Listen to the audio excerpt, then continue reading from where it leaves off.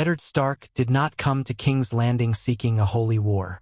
He arrived as a father and husband, sworn to honor and justice, bound by the memory of his friend, King Robert Baratheon, whose final days had set in motion a chain of events that threatened the realm.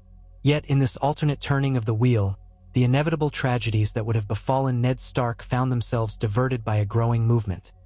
The faith militant, newly emboldened, hungry to reclaim moral authority in the capital. And in Eddard Stark, the High Septon saw the perfect champion.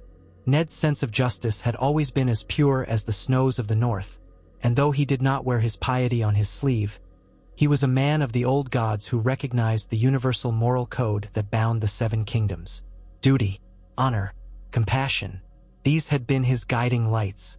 In the presence of corruption, he sought reason and lawful recourse. But reason had failed him once. He had tried to do right by warning Queen Cersei of Robert's inevitable wrath, and it had cost him everything in another world. Here, circumstances steered him down a path that aligned him with the High Septon's fervor. The faith militant found in Eddard Stark the moral sword arm they needed. A man untainted by the poisons of the southern courts, a man who believed in lawful order yet was finally pressed into extremes by the bloodshed, intrigues, and unabashed depravity he witnessed. The day after Robert's death, in the Great September of Baelor, Ned Stark knelt before the new High Septon, a man whose name the people did not speak, only calling him his High Holiness.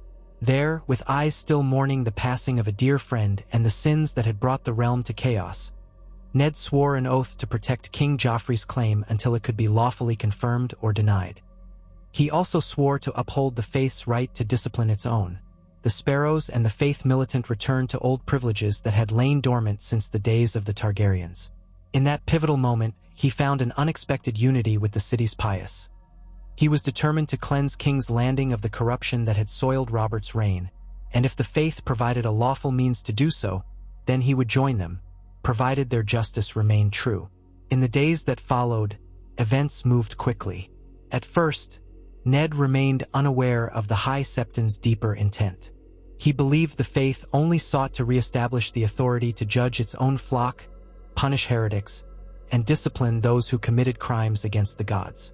But the High Septon had grown old watching the Lannisters coin by indulgences, seeing bribes protect the wealthy from pious condemnation, and hearing rumor after rumor of the incestuous relationship rumored between Queen Cersei and her brother Jaime, vile whispers that pointed at the royal children's questionable parentage. Whispers that, if true, spoke of the ultimate sin seated on the Iron Throne. The faith wanted a purge of every unclean influence in the capital, with no exceptions, no matter their station. Still grieving the friend he had lost and incensed by the brazen spectacle of Joffrey's unhinged conduct during the funeral rites, Ned was susceptible. He accepted the rationale for a thorough reformation. The city reeked of filth, brothels on every street, murders on the corners, beggars left to starve outside seps while gold-laden carriages squeaked by. Day by day, as he studied the realm's ledgers and discovered the monstrous debt left by the crown, Ned's misgivings about the corruption in King's Landing grew. If Robert had entrusted him to be protector of the realm in all but name, was it not Eddard's duty to set the city straight, to purge it of the evils it had harbored for so long? He convened with the city watch, forging an alliance with the more honorable among the gold cloaks. He sought out those in the Red Keep who believed in a moral code higher than coin. Little did he realize that as he engaged in these efforts, the faith was preparing its armed legions of the devout. Robes over mail, half-stars on their chests, flickering eyes of zeal. These were the warriors' sons, re-established by a decree from the High Septon with the tacit backing of the hand of the king. Ned had not understood at first that he was endorsing anything beyond a strictly supervised relegalization of the faith's militarized orders. But the High Septon recognized in him a powerful shield. The hand's approval gave legitimacy, and the zealots would ride upon that authority to scour the city. In those early weeks, the faith militant's presence felt like a gentle reordering. Street preachers, once overlooked or jeered at, now traveled in clusters, wearing the seven-pointed star on broad chests and calling for men and women alike to find salvation in the light of the seven. Most common folk had no knowledge of the old warrior orders from centuries past, so they were startled by the disciplined men and women who accompanied the preachers, carrying morning stars or long swords, reciting verses of the seven-pointed star as they walked. They would step into the alleyways where petty criminals lurked, drag them out into the street, and deliver them to the city watch. In the short term, the city's netherworld shrank away, uncertain of this new union between the hand of the king and the faith. Little acts of reformation began to appear. The brothels reported fewer city officials on their payroll for protection. Certain coin changers, who had lined the pockets of minor lords, vanished from their usual corners. A handful of petty lords, rumored to dabble in black magic or unspeakable acts behind closed doors, found themselves threatened with an inquest by the faith. And Eddard, reading through parchment after parchment, discovered that there was an immediate effect. Some rumored criminals fled to avoid the righteous wave. Others tried to bribe the faith, only to be thrown back with sermons about the wickedness of coin. A hush began to settle over the city's underbelly, but the quiet was tense, like the breath before a storm. All of King's Landing seemed to hold itself in an uneasy standstill. Some believed that if the faith took too many liberties, the crown would crush it. But the crown was in disarray. King Joffrey, in his youth and cruelty, was not actually controlling the city. Queen Cersei, busy shoring up her own power, seemed to underestimate the potency of the faith's moral argument. She believed Ned Stark would remain a pliant hand, ensuring the realm was stable while she maneuvered behind the scenes. She did not fully realize that Ned's sense of justice, once ignited, would not be easily contained, that her attempts to keep the rumors about her children and Jaime quiet would only inflame the zealots of the faith militant. Her gold lion pride was too strong to imagine real consequences from old men muttering in septs. What truly tipped the balance was an event that at first seemed minor. A septa was found murdered near the Street of Silk. She had taken it upon herself to stand near the entrance of a new, lavish pleasure house, decrying sin to the throng of men gathering there. She wasn't young, nor was she physically strong. She simply believed in her cause and had insisted that the patrons search their souls. No one knew who ended her life. A curved dagger was left in her throat. No note, no witnesses. In another King's Landing, the murder of a septa might have passed with minimal note, overshadowed by bigger conspiracies. But in this time, in this place, the hand of the faith had grown too strong. They carried her body to the Great September of Baelor and placed it upon the altar. Eddard Stark arrived to view the body, having been summoned by the High Septon himself. As he entered the holy space, he felt the hush of reverence weigh upon his shoulders. He had always followed the old gods, but it was impossible not to feel the presence of something sacred here. The tall pillars, the stained glass throwing colors across the cold stone floor, and the flickering light of 100 candles. A ring of warriors' sons stood around the septa's corpse. The High Septon wore a look of sorrow, a sorrow that Ned felt mirrored in his own chest. "The city is unclean," the High Septon told him. "It devours its own children, rots them from within. The wickedness here is so entrenched that even the most faithful are not safe." Ned knelt by the corpse and bowed his head. It was a small moment of prayer, quiet and unspoken, but he let the silence carry his vow. He would find the culprit, he promised himself. In that hush, the faith militant placed a heavy burden on him.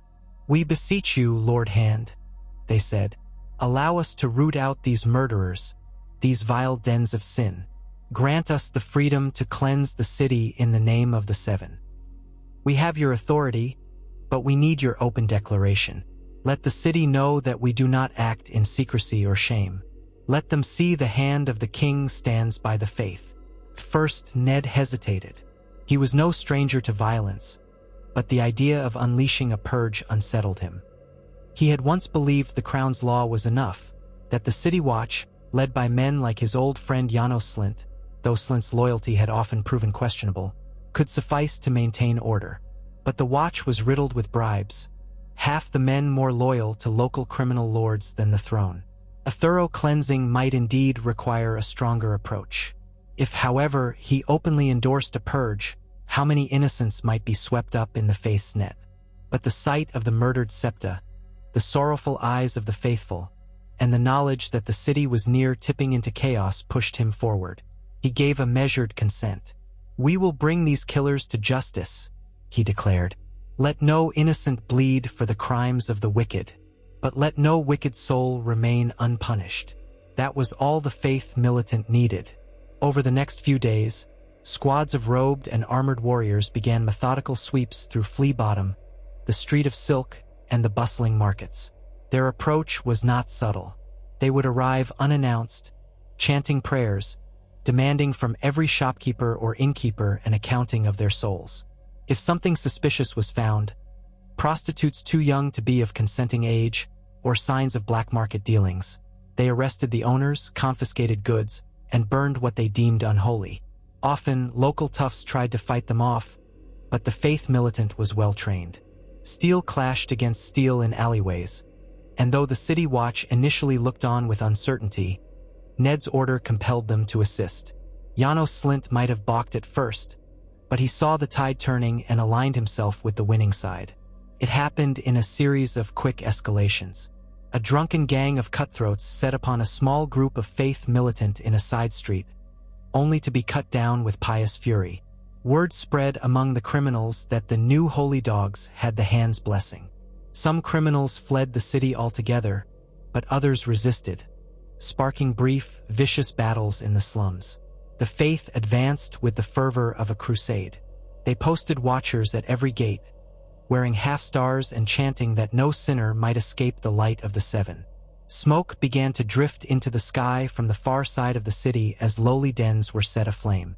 The devout offered these burnings up as purifications, insisting the city would be made new. At first, the small folk watched with a mixture of fear and awe. Some were genuinely relieved. It had been so long since the underworld had been challenged. Muggers, pimps, and extortionists had roamed free, and the sense of danger in the streets was constant. Now, at least there was a force that did not fear them. "The seven are with us," whispered small folk in the taverns. "The hand of the king stands with the gods." For a moment, it seemed like the city might truly be saved from its own shadow. But King's Landing was a pit of centuries-old corruption. That rot was not limited to the hidden corners. It extended into the Red Keep, the aristocratic manors, and the highest lords with their gluttonous feasts and secret sins. The commoners began to wonder if the Purge would reach that high. They had good reason to be skeptical. Rarely did the lords and ladies ever suffer the same justice as the poor. Yet the High Septon's newly revived faith militant believed in universal condemnation of sin. And Eddard Stark was, by reputation, the one man in the capital likely to enforce the same law for everyone, high or low. The question was whether he would have the stomach to see it through. Even as the first wave of arrests continued, the High Septon prepared accusations against the Lannister hold on the throne. He had not yet shouted it from the pulpit, but rumor spread that the faith was investigating the rumors of incest. Meanwhile, Queen Cersei, incensed by the faith's intrusions, summoned Ned to the Royal Solar for a confrontation. She wore a deep red gown, the Lion of Lannister embroidered on her breast. Jaime stood behind her in Kingsguard white, arms folded, golden hair glinting. Joffrey sat bored in a corner, picking at the arms of his seat with idle cruelty. Cersei leveled an accusatory gaze at the hand of the king. "Your men of the cloth are out of control," she said. "I cannot have criminals burned in the streets without trial. The city is turning into a war zone. The throne will not stand for this vigilantism." Ned kept his composure. "They do hold trials," he replied evenly. "They bring the accused before a septon, take depositions, and hand the case to the city watch for final judgment. Queen Cersei, if you are concerned about the process, perhaps you should attend the next hearing." "I have not seen you present at any of them." Her lip curled. "You misunderstand me. There's no place for a separate force, half an army in holy robes, deciding guilt and innocence in the name of the crown. We have laws in this land. Robert's laws." "Robert is dead," Ned reminded her softly, though sadness flickered in his eyes. "The city's laws are being enforced for once, Your Grace. The faith's involvement is unusual, yes, but their arrests so far are of men whose crimes are well known yet never punished. You should be aware of the city's relief. Street violence has decreased. We are discovering hidden caches of stolen property. So, unless you believe we should hamper them for some reason?" She glanced at Jamie, who stared coldly at Ned. "This is the capital of the 7 kingdoms," she snapped. "It is not some northern keep you can run with your narrow view of honor. The Lannisters have always—" It was then that Joffrey decided to speak, bored malice sharpening in his voice. "I like the burnings," he said with a cruel smile. "Let them do what they will. It amuses me. If they find any traitors to my crown, be sure they make a proper spectacle."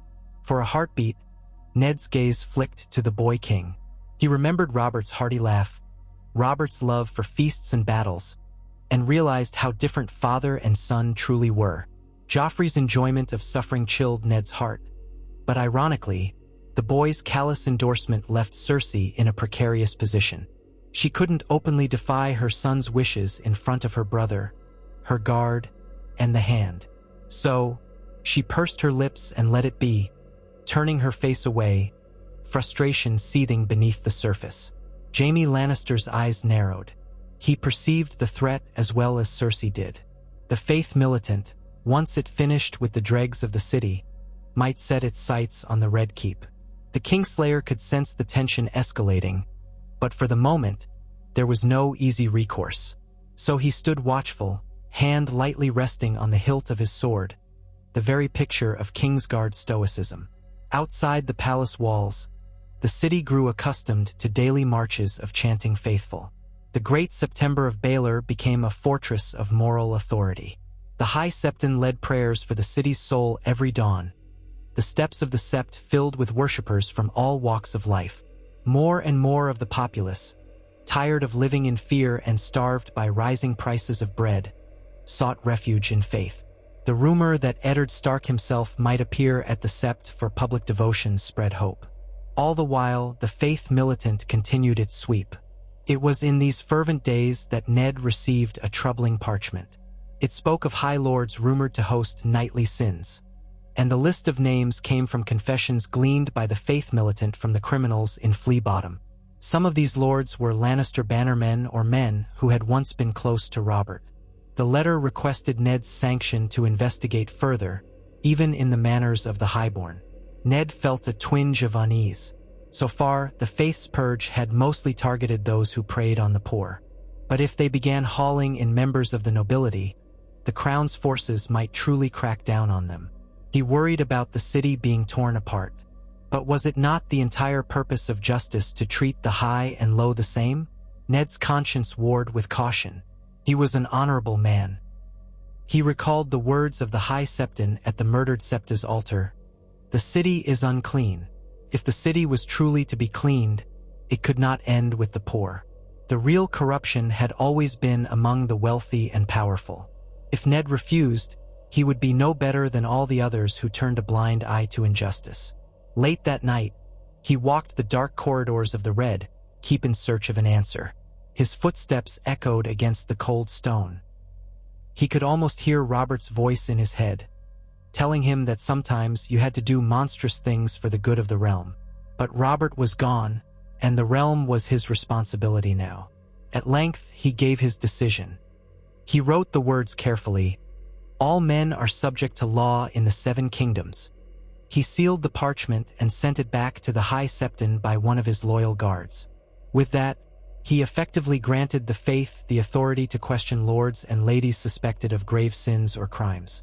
The next few days changed everything in King's Landing. Led by the warriors' sons, the Faith Militant organized an orderly approach to the investigations. By Ned's insistence, they would not drag lords from their bedchambers in the dead of night. Instead, each name on the list was quietly summoned to the Great September for questioning. If the lords refused, the militant had the right to bring them by force. Fear shot through the aristocracy. Small lords with questionable alliances or unsavory habits found themselves panicking. Some tried to flee, but the gates were guarded, and the roads bristled with inquisitive eyes. Others tried to bribe the Faith, But the new orders had sworn to reject all bribery. Others appealed to Queen Cersei, but she was powerless to publicly stop what the boy king had tacitly allowed and Ned Stark had endorsed. One by one, lesser lords bent the knee in the sept, swearing on the seven-pointed star they had committed no crimes. Some of them were no doubt innocent.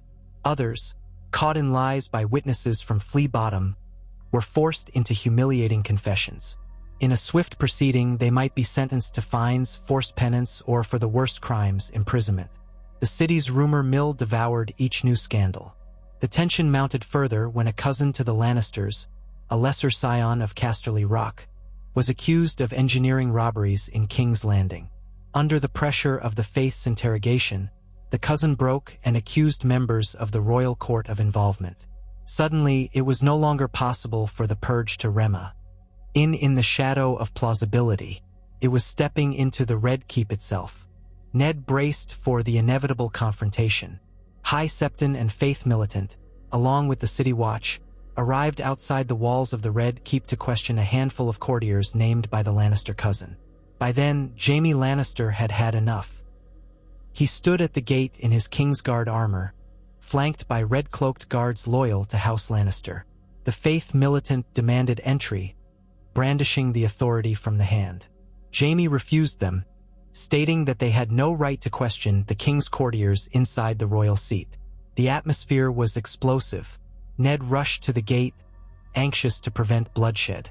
The High Septon stood with staff in hand, a group of warriors' sons arrayed behind him in a show of force. Jaime, well aware of his skill with the sword, made a point of resting a gloved hand on the pommel of his weapon, as if daring them to come forward. The knights in the courtyard fidgeted uneasily, eyes flicking from Jaime to the Faith Militant. The tension was as thick as the midday heat. Eddard arrived, gray wind at his side. No, that was Robb's direwolf. In truth, Ned came alone, no direwolf for him, but the presence he carried was no less imposing. His face was grim. "Sir Jaime," he said in a low voice, "they have my authority. Are you refusing the word of the hand of the king?" Jaime smirked, though behind that polished exterior he was poised to spring. "I refuse nothing that does not violate the king's prerogatives. But these men want to slander the crown's own. We cannot allow that. We have laws. We have procedures." Ned's voice did not soften. "This is the procedure. The Faith has the right to question those named in serious accusations. I stand by it." For a moment, the entire courtyard seemed to hold its breath. Then Jaime's smirk vanished. "I serve the king, but if you continue this madness, you're going to find your holy men dying by the dozens and the city going up in flames. Is that what you want, Stark?" Ned stepped forward. "If the city burns, who do you think will bury House Lannister's name in the ashes? You have sworn to protect the king, not to safeguard those who commit crimes in his court. Let the seven judge them. If they are innocent, the Faith will have to release them, unless you have cause to believe otherwise." Jaime's stare was icy, but he knew that if he fought them here, he would be labeled the one who struck the first blow against the hand and the Faith, and it would appear as though House Lannister were protecting criminals. Still, the bitterness in his eyes was plain as day. With a casual wave of his hand, he stepped aside, letting the Faith Militant and the City Watch pass. "I hope your faith is worth all the blood that will be spilled before this ends," Jaime said quietly to Ned, as the robed warriors filed in. Ned said nothing in response, but he led them into the Red Keep, deeper and deeper, until they arrived at the wing where the courtiers resided. The accused men, hearing them come, were in a panic, trying to lock themselves in their rooms or slip away through servant passages. The Faith Militant corralled them efficiently, reciting prayers to the Father of Justice as they escorted them out. The men's protests echoed through the halls. "We are the king's men. You have no right. This is treason." But none of it mattered. The High Septon walked at the center of his congregation, eyes fixed ahead, unwavering. That night, the city's mood was electric. Some said that if the Purge had reached the heart of the Red Keep, it was only a matter of time before the Faith turned on the throne itself. Others pointed out that Eddard Stark was a man of principle. He would never allow the faith to seize King Joffrey or make a mockery of royal authority. Still, the unspoken suspicion lingered. The rumors of the parentage of the royal children had not abated. The faith, in its moral fury, was certain to confront that question sooner or later. In a hidden corridor of the castle, as the bells of the Great September tolled midnight, Ned met secretly with the High Septon to discuss the next steps. The old man's face was lined with fervent zeal. "The corruption goes all the way up," he said. "You know it. I know it. We must drive the sword of justice into the heart of it. Will you stand with me, Lord Stark, when the time comes? Or will you recoil as so many have?" Ned was silent for a long moment. He pictured his family far to the north. Catelyn, Robb, Sansa, Arya, Bran, and Rickon. He remembered the vow he'd made to Robert on his deathbed to protect the realm, to shield it from the vipers that infested the throne. "I will not stand for injustice, no matter who commits it," he finally said, his voice heavy with resolve. "But I will not see a single innocent boy put to the sword for the sins of his parents. If it comes to that, I cannot condone it." The High Septon nodded solemnly, lines of determination etched into his brow. "We shall do what must be done," he intoned, "but we shall be merciful where possible. The Seven are not cruel, they are loving, so long as the wicked do not mock their grace." As the purge continued, the city saw changes daily. The jails were fuller than ever, yet orderly. The faith insisted on hearing confessions, offering absolution or condemnation depending on the severity of crimes. In the streets, some started calling Ned the King's Justiciar, half in jest, half in admiration. Others referred to him as the Northern Inquisitor, in fear. But he did not attend every hearing personally. He coordinated with the City Watch, tried to ensure fair trials, and spent hours locked in debate with the High Septon's officiants on what measures were too extreme. But Ned's caution was not enough to prevent the spiral from deepening. The faith began receiving tips from every corner, some from genuine believers, some from bitter rivals. Neighbors reported neighbors. Personal vendettas surfaced, disguised as piety. Even a few older minor septons, originally sympathetic to the Lannisters, began using the purge to settle old debts. Though Ned strove for justice, the apparatus of accusation and inquiry ballooned, threatening to overrun the entire city's day-to-day life. And then came the day that changed everything. The High Septon, at the height of a sermon, openly questioned the legitimacy of King Joffrey's birth. He did not name him directly at first. He simply spoke of a sin nestled in the heart of power. A child born of incest, a mother who would lie with her own brother, ignoring the laws of gods and men. But the crowd was not ignorant. Whispers turned to shouts. Men and women alike cried out, demanding truth. The Great September erupted in fervor. Rumors flew to the Red Keep, swirling around the halls like vultures. Cersei was livid. She demanded Ned come to the royal audience chamber at once. When he arrived, Jaime and a number of gold cloaks loyal to the Lannisters guarded the throne dais. Joffrey sat on the Iron Throne, eyes wild with offense.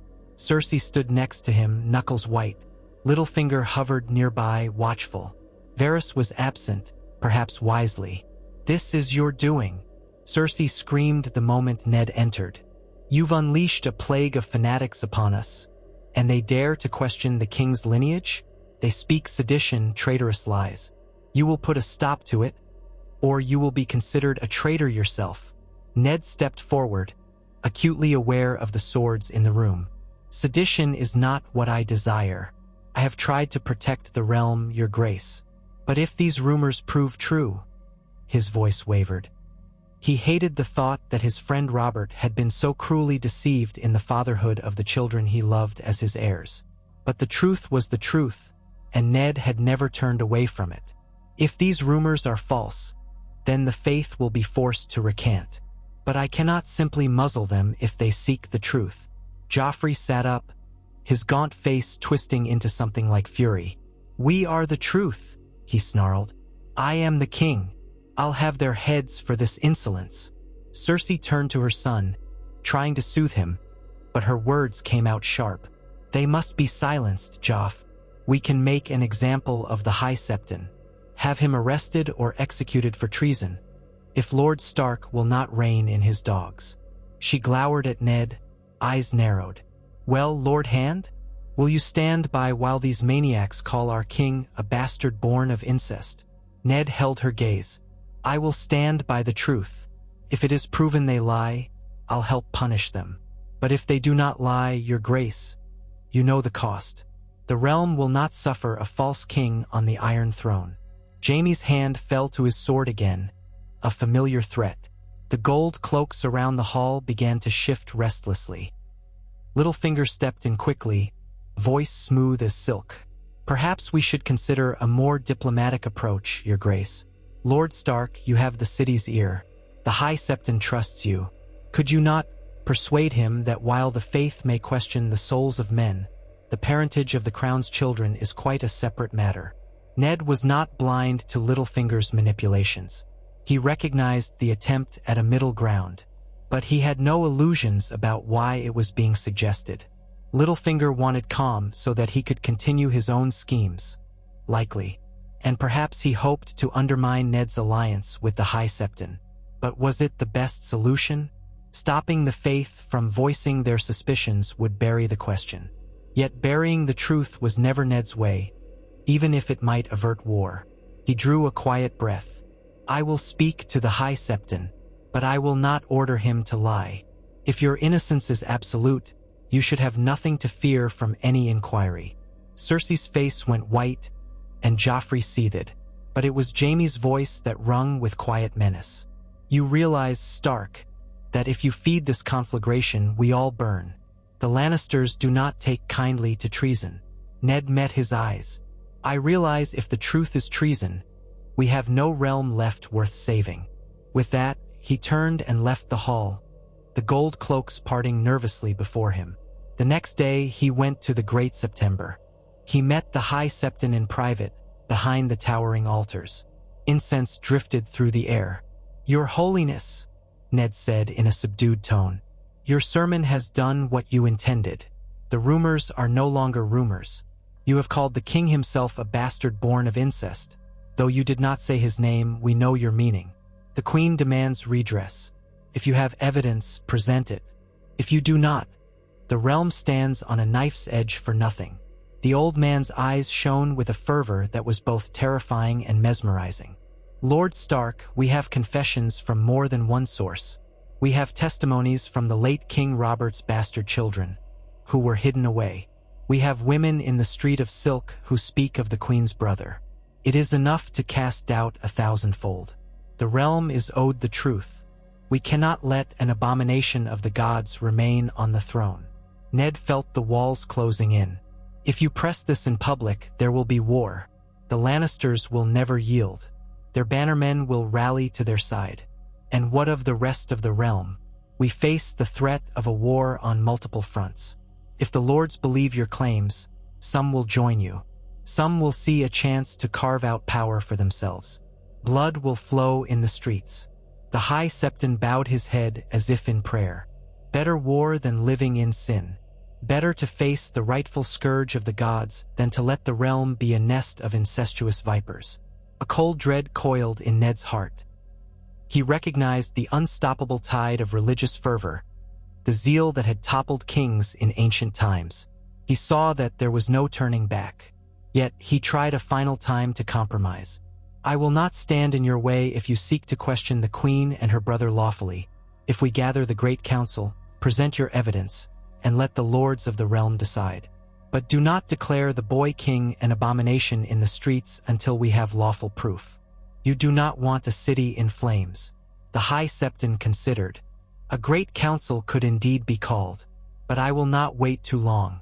The faith will not stand idle while the Lannisters strengthen their position. I will give them the chance to prove their innocence before the realm's assembled lords. If they do not appear, if they do not comply, the faith militant will remove them." Thus it was decided. Over the next week, invitations were sent to noble houses to attend a great council in King's Landing to settle this grave question. Were King Joffrey and his siblings of the true Baratheon line, or were they spawn of incest? The response from the aristocracy was immediate and divided. Some lords rushed to the city with retinues, eager to witness or influence the outcome. Others delayed, uncertain which side to support. Tension pulsed like a raw nerve in King's Landing. The faith militant continued the purge in the streets, but now the real storm was brewing around the monarchy itself. Queen Cersei loathed the entire affair, but Joffrey, for his part, seemed almost giddy. He boasted to any who would listen that he would have the heads of these fanatics, that he would parade the High Septon's skull on a pike once the Great Council reaffirmed his lineage. Jaime Lannister prepared for armed conflict, quietly calling loyal banners to muster near the city. The Gold Cloaks grew uneasy, uncertain where their loyalty would lead if open conflict broke out. Eddard Stark tried desperately to keep the city from boiling over, maintaining uneasy dialogues with the Queen and the High Septon alike. And behind every conversation, every strategic meeting, the specter of the Purge loomed. Warriors' sons in shining mail marched along the cobblestones, reciting prayers that urged the faithful to stand for truth.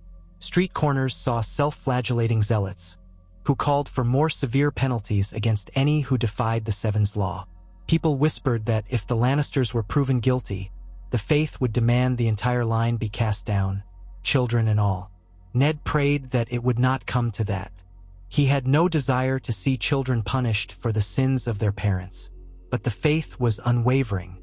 In their eyes, an abomination was an abomination, no matter how young. The day of the Great Council arrived. A hush spread through King's Landing as lords and ladies gathered in the throne room. Sunlight poured through the high windows, illuminating the banners of the assembled houses. The dais of the Iron Throne was set for the king, but overshadowed by a tall stand where the High Septon stood with his staff. Between them stood a simple wooden table and 2 chairs, meant for the accused, Cersei and Jaime, if they dared appear. Joffrey had demanded that if there was an accusation, it should be faced openly. Ned Stark stood at the head of the hall, close to the dais, prepared to oversee the session as the hand. The faith militant lined the walls in silent vigil, while gold cloaks ringed the floor. Tension soared. Queen Cersei arrived first, sweeping in with regal poise. Joffrey was at her side, wearing a crown that seemed too large for him. Jaime trailed behind in Kingsguard armor, face set in a hard mask. The entire chamber erupted in quiet murmuring. Who would speak first? Would blood be spilled? The High Septon cleared his throat and announced that the faith had gathered evidence that the king was not of Baratheon blood, that Cersei and Jaime Lannister had committed incest. Cersei's eyes flashed with contempt, but she remained silent as the old man presented letters, testimonies, and references to the hair colors of Baratheon lineage. Ned felt uneasy. He remembered investigating these very details. It was a thorough case, echoing the same logic Ned himself had discovered in that other timeline. Golden heads versus black of hair. When the High Septon finished, Cersei stepped forward, a steely determination in her eyes. "These are vile lies," she said. "A scheme by traitors and fanatics to tear my family down.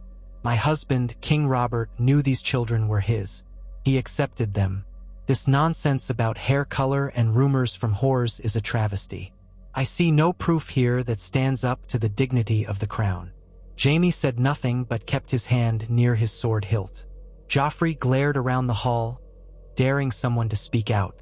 Some lords shifted in their seats, clearly unsure which side to take.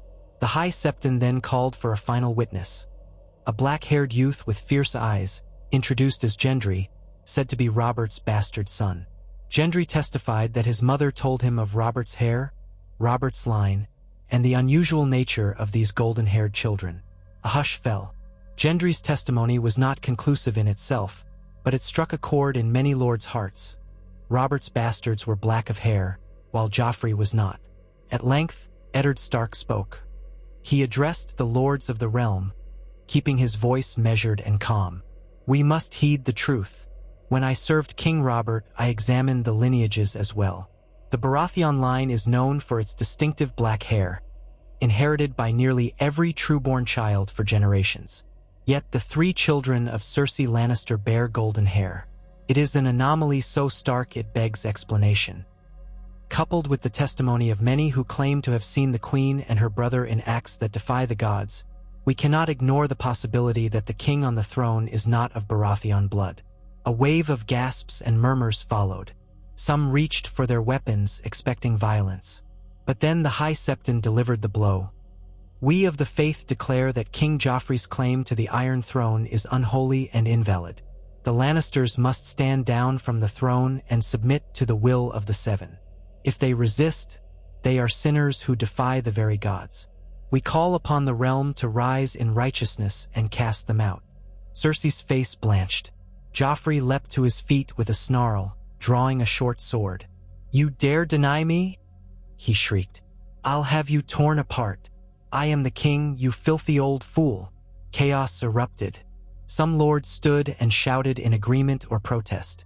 The gold cloaks looked to their officers for direction. The faith militant stepped forward, hands on weapons, forming a living barricade between the dais and the crowd. Jaime reached for his sword to protect Cersei and Joffrey. For a moment, it looked as if a battle would begin right there in the throne room. Eddard Stark raised his voice in a desperate attempt to maintain control. "Hold!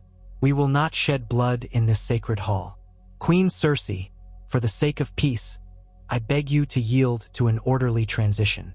Let the realm decide who shall rule after Robert's line. We do not want innocents to die." Cersei stared at Ned with a mixture of hatred and a hint of despair. "You fool, you naive fool. There is no orderly transition from a lion's den to a stranger's arms. If we yield, the realm devours us. My son will be butchered, my house destroyed. I will never yield." The High Septon lifted his staff. "Then may the Seven judge you harshly, Queen of Sin." He signaled the warriors' sons forward. "Seize the queen, seize the false king, and bring them before the altar of the Seven." The hall exploded into violence. Jaime Lannister drew his sword, slicing the first faith militant who approached. Gold cloaks loyal to the Lannisters joined in. Others, seeing the tide, hesitated or tried to hold their positions, uncertain whom to obey. The nobility scrambled away from the melee, some calling for their own guards to protect them, some seeking to flee. The High Septon's voice rang out, urging the faithful onward. Eddard Stark, horrified, tried to stop the fighting. He commanded the city watch to restore order, but the watch itself was split. Meanwhile, Joffrey was screaming in rage, slashing blindly at the air. Cersei was trying to push him behind her, while Jaime expertly fended off the first wave of warriors' sons. More poured in from the sides. In the swirling chaos, Lord Stark took a blow to the shoulder from a gold cloak who mistook him for an enemy, but Ned managed to parry and knock the man aside. Then he rushed toward Jaime, shouting for him to stand down. The great September bells pealed outside, as though the city itself sensed the terror unfolding. In the throne room, swords clanged, men shouted, blood spilled. The Lannisters, outnumbered by the faith militant, began to retreat. Jaime guarded Cersei and Joffrey, trying to get them out of the hall. He shouted, "Fall back! To the keep!" As more gold cloaks pushed in to protect the royal family. The faith militant pressed forward in unstoppable zeal, chanting, "The gods judge! The gods judge!" Ned found himself in a swirl of armed men. He parried a blow from a warrior's son who didn't recognize him and disarmed another who attacked from the side. Desperate to end the bloodshed, he shouted, "Enough!" But no one listened. The roar of battle drowned him out. Only when the last of the Lannister loyalists forced a path to the corridor did the faith militant pause in the hall, panting and brandishing weapons. Cersei, Joffrey, and Jaime had escaped for the moment, leaving dead and dying in their wake. Within minutes, a second wave of violence erupted in the castle as the faith militant pursued the Lannisters' retreat, while other pockets of gold cloaks tried to regroup. Outside, horns blared, and the city watch patrolling the streets realized that war had effectively broken out in the capital. Chaos descended on King's Landing with frightening speed. Word spread that the queen was under siege, that the High Septon had called for her arrest, that the king was a bastard, and that Eddard Stark was leading a holy purge to destroy House Lannister. The lines between rumor and truth blurred in the melee. Small folk fled indoors, shops closed, and guards barricaded gates in a desperate attempt to contain the violence. Amid the bedlam, Ned Stark found himself thrust into a role he had never desired. A commander in a holy war within the city. The faith militant looked to him for leadership, for he was the hand who had lent them legitimacy. Many among them believed Ned was destined to help them purge the monarchy of its incestuous stain. Terrified of the carnage, Ned tried to focus on preserving order. He ordered the city watch captains still loyal to him to stand down and contain the violence rather than fuel it. He demanded the High Septon hold his men back from slaughtering the entire Lannister faction. But the High Septon was beyond compromise now. He saw the day's events as the culminating moment of the gods' judgment. If the Lannisters insisted on resisting, the city must be cleansed of them. Cersei and Joffrey holed up in Maegor's Holdfast with Jaime and a corps of Lannister-loyal gold cloaks.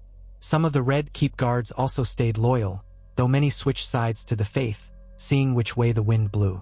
The Queen was frantic, sending ravens to Tywin Lannister at Casterly Rock, begging for reinforcements. She threatened to kill any of the faithful who ventured too near. Joffrey fumed, ordering daily for Ned Stark's head, but powerless to enforce it from behind locked gates. Fighting flared in the castle's corridors. The faith militant tried to storm Maegor's Holdfast but were repelled by a hail of arrows and poured boiling oil. Ned arrived on the scene too late to prevent a massacre. Bodies of zealots lay strewn across the courtyard. Jaime looked down from the battlements, meeting Ned's eyes with grim defiance. "Come and take the Queen if you can," he called. "I'll bury you all in this cursed castle first." The standoff deepened. The High Septon's men controlled most of King's Landing and the outer Red Keep, but the Lannisters controlled the heart of the fortress. Ned roamed the blood-stained halls, trying to find a path to negotiation. He wrote letters to Tywin Lannister and to other major lords, calling for a peaceful resolution. He had no desire for a full-scale war, but the Faith's purge was unstoppable. They threatened to starve out Maegor's Holdfast, cut off supplies, and flush out the Lannisters by force. Meanwhile, Lannister riders outside the city began to rally at the Lion's Call, threatening an assault on King's Landing to rescue the Queen. The city itself sat on the brink of total devastation. Through it all, Ned struggled with guilt. He had never intended for the Faith to unleash this level of violence. But the purge, once begun, took on a life of its own. King's Landing saw more fires at night, more street executions as the faithful rooted out any who might be Lannister sympathizers or rumored traitors. Women accused of consorting with Lion Bannermen were dragged before makeshift tribunals. The city's criminal underbelly took advantage of the chaos, too, looting where the faith militants' eye was not turned. Scenes of horror multiplied in the gloom, and yet, in some corners, the faith's presence had a strangely stabilizing effect. Certain neighborhoods set up prayer circles each evening, singing hymns and refusing to let criminals pass. The old and weak were guarded by local faith sympathizers. Those too frightened to be complicit in violence found comfort in the idea that at least a moral cause was behind this, rather than a typical dynastic feud. But the moral cause was drenched in blood, overshadowing the good intentions Ned Stark once had. In a final attempt to prevent catastrophe, Ned went alone to meet Cersei and Jaime at Maegor's Holdfast. The place smelled of stale sweat and fear. Barricades had been erected, and archers lined the walls. Jaime escorted Ned inside under heavy guard. There, in a small audience chamber, he saw the Queen pacing. Joffrey was not in sight, presumably in a safer room away from potential assassination. Cersei's face was drawn, eyes puffy from lack of sleep. "I assume you've come to deliver your final demands, Stark.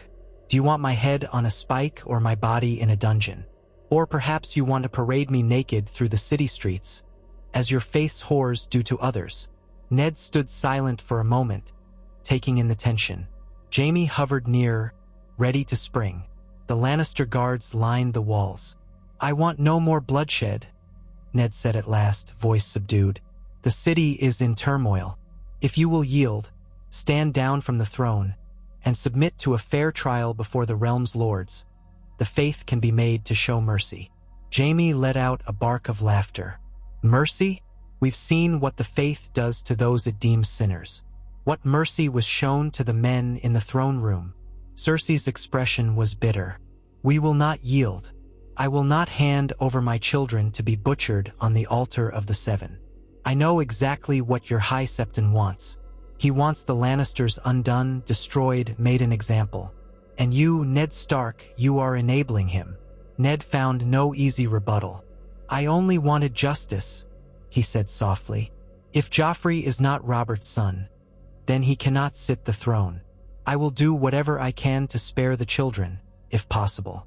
The realm has no taste for butchering innocents. Cersei shot him a fierce, desperate look. They will do it anyway. Do you not understand the monster you have allied with? Righteous fervor is unstoppable. I've seen how these men operate. They see no difference between the child and the sin. If they believe my son is an abomination, they'll kill him. And then your realm can watch the crows feed. Jaime stepped forward, eyes blazing. Leave now, Stark, and take your zealots with you. If you continue this siege, we'll make sure it ends with your death. The Lannisters are not alone. We have the gold, we have allies, and we have more men on the way. This city will drown in blood before we surrender. Ned stared at him, weighed down by the futility. There must be another way, exile, perhaps. If you and your children leave Westeros quietly, the realm might find peace. Cersei shook her head. The faith would never allow us to flee.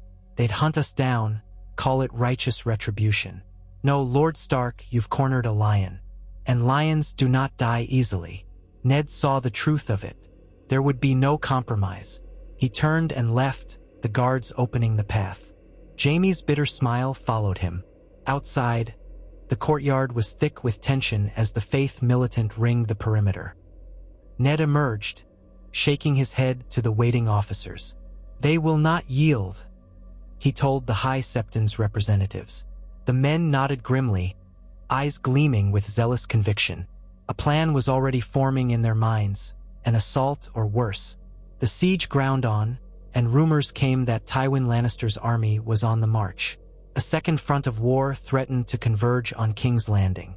The city had not been so close to doom since the days of the Targaryen conquest.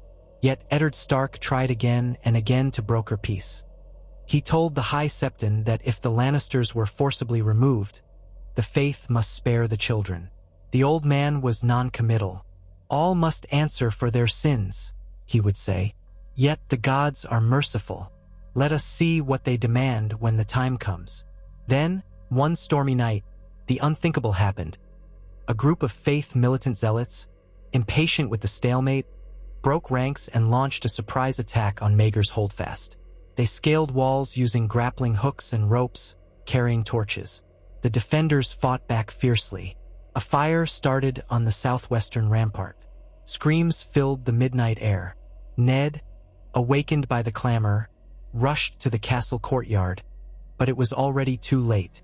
Lannister men had been burned alive in the initial scuffle. The smell of smoke and charred flesh was everywhere. In the chaos, Jaime Lannister himself led a sortie out a hidden postern gate, attempting to break the faith's line from within. The sudden thrust nearly succeeded. They cut down many of the unsuspecting zealots.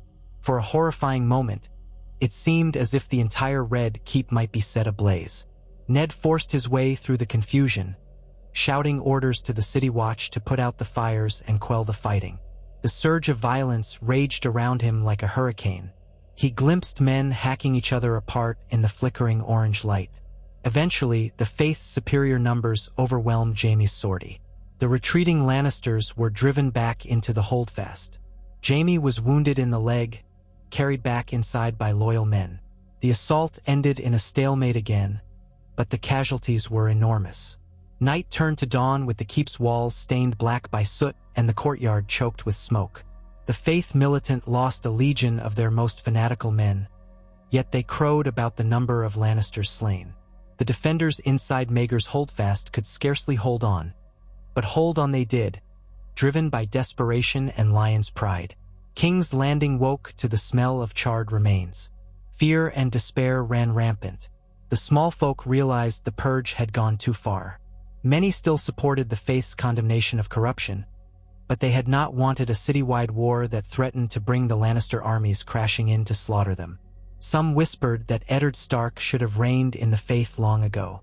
Others insisted that the Lannisters were to blame for clinging to a false claim. The city was a cauldron of rumors, hatred, and sorrow.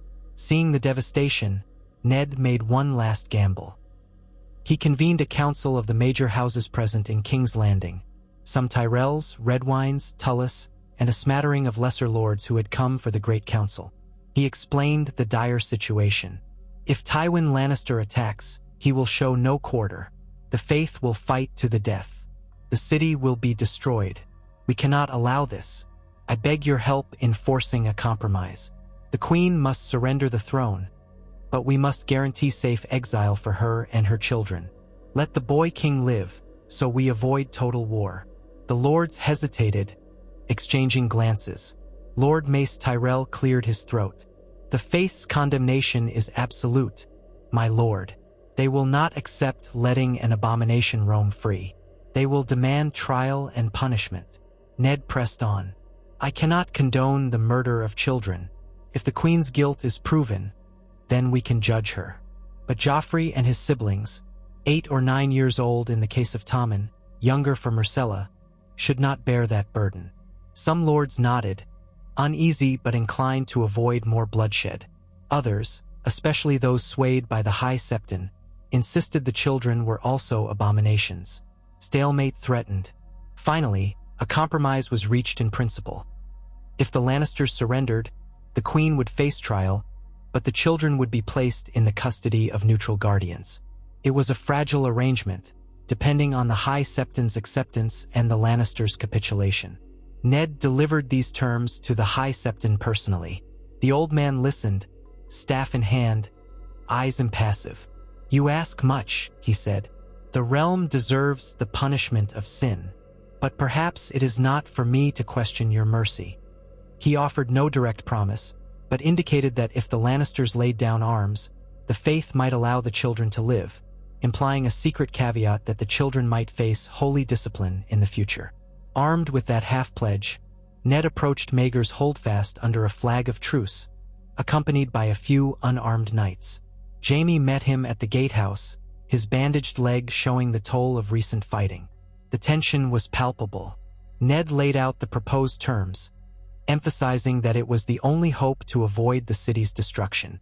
Jaime listened, jaw clenched, while behind him, Cersei stood with her arms folded.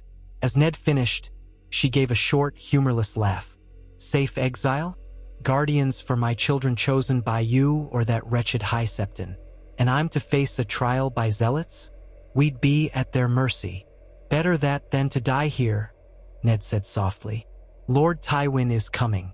You can hold out a while, but eventually the faith might batter down your walls, or Tywin's assault will break the city. Either way, the realm bleeds. Please, Queen Cersei, end this cycle of violence. She gazed at him, eyes hollow. It seemed for a moment she might consider it. But behind her, Joffrey peered from the shadows, glowering with pure hatred. The boy was trembling with rage, the shame of being declared a bastard searing his pride. Cersei seemed torn, her maternal instinct battling her fear of the faith's cruelty, or her hatred of Ned Stark, or perhaps just the knowledge that the Lannister name would be irrevocably tarnished. If I yield, I condemn my house to scorn for all time, she said, voice shaking. If I do not yield, my children die. Ned's heart wrenched. He was no friend of Cersei's, but he could not help but pity her terror for her children. My lady, I swear on my honor, I will do everything in my power to protect your children's lives. Cersei stared at him long and hard, searching for any sign of deceit. She found none, for Ned Stark had never been adept at dissembling. Finally, she gave Jaime a look, and he grimaced. They exchanged some unspoken communication. Then, slow as a funeral march, Cersei said, "Very well, we will yield. If the children's lives are guaranteed by the major houses, If we may depart the realm unmolested after the trial, then so be it. Relief fluttered in Ned's chest. He nodded. I will send word to the High Septon. The purge must end. We will have negotiations. But at that moment, a voice rang out behind them. A voice scornful and cruel. Joffrey. No! The boy king spat. I will not yield. I am the rightful king. I will not crawl at the feet of these traitors and beg mercy. I will kill every last one of them. He rushed forward, brandishing a dagger. Jaime tried to restrain him, but Joffrey wrenched free, slashing wildly at Ned Stark. Reflex kicked in. Ned twisted away, the dagger scraping his side. Jaime limped forward, attempting to intervene, and chaos erupted all over again. The Lannister guards, seeing their king threatened, seized Ned. Ned's knights leapt to his defense. Steel was drawn, and Cersei screamed for them to stop. One of the Lannister guards yanked Ned's arm, forcing him to his knees as Joffrey advanced with murderous fury. The boy's eyes were wild, the dagger shaking in his fist. You come here with your false peace, he shrieked. You want to see me stripped of my crown, locked away like a dog. I am the king. Ned tried to keep calm. King or not, no child should swing a blade in blind hate, he said, though panic flickered in his voice. He could see the horror in Cersei's face as she tried to pull Joffrey back. But the boy was lost in his rage. Jaime lunged forward on his wounded leg, grabbing Joffrey's arm. Enough, Joff, enough, he roared. For a moment they struggled. The dagger flashed. Then, by an accident of that violent tussle, the blade slipped from Joffrey's hand, scarring Jaime's forearm with a bloody line. The Kingsguard cursed in pain, reflexively shoving Joffrey away. The boy tripped, landing heavily on his back, the dagger clattering across the floor.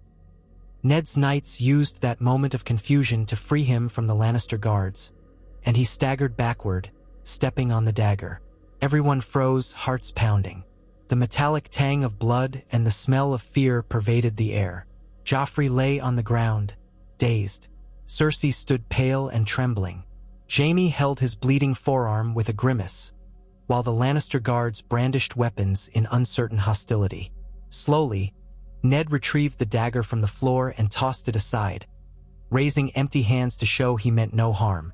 This does not have to end in more violence, he said, struggling to keep his voice steady.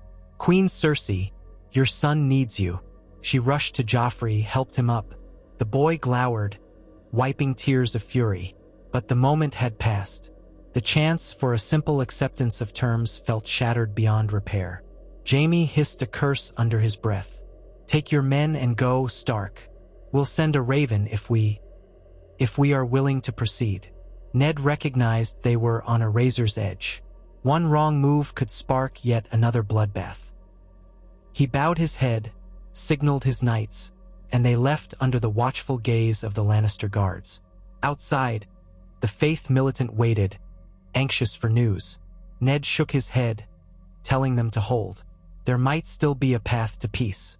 But with each passing day, that path seemed more distant. Tensions remained high, and now Tywin's forces were in the field, marching toward the capital. The High Septon preached daily that the city must brace for righteous conflict. He demanded the queen and her children be taken by force if necessary. Meanwhile, Cersei and Jaime stayed barricaded, unsure if they could trust any deal. Joffrey's outbursts continued. The city itself roiled under martial law. The purges that had begun as a campaign against criminals and sin had become a war that threatened to consume the entire realm. Everywhere, men brandished the seven-pointed star or the Lion of Lannister, each side shouting that the other was the greater evil. Ned Stark stood at the heart of the storm, haunted by the knowledge that he had, in some measure, unleashed it. Winter would come eventually, but for now, the heat of holy conflict engulfed King's Landing. And Eddard Stark, the reluctant hand of the king, found that the dream of cleansing the city of its corruption had become a nightmare of zealotry and vengeance. The once hopeful talk of reformation lay drowned in blood and ashes, and the realm braced for the wrath of House Lannister as Tywin's banners drew ever closer. Meanwhile, the High Septon's cry echoed in the streets. "We shall see the city cleansed, or the gods themselves shall cast us all into darkness." And so the purge began and continued, a raging fire that neither side could fully control, with Ned Stark trapped at its center. Torn between his vow to justice and the horrifying reality that justice, taken to extremes, can burn just as fiercely as sin. Whether this city could be saved, or whether it would fall to the righteous flames of the faith militant, none could say. Only the gods, old and new, watched as the final hour approached, and the swords of men ground destiny into the dust.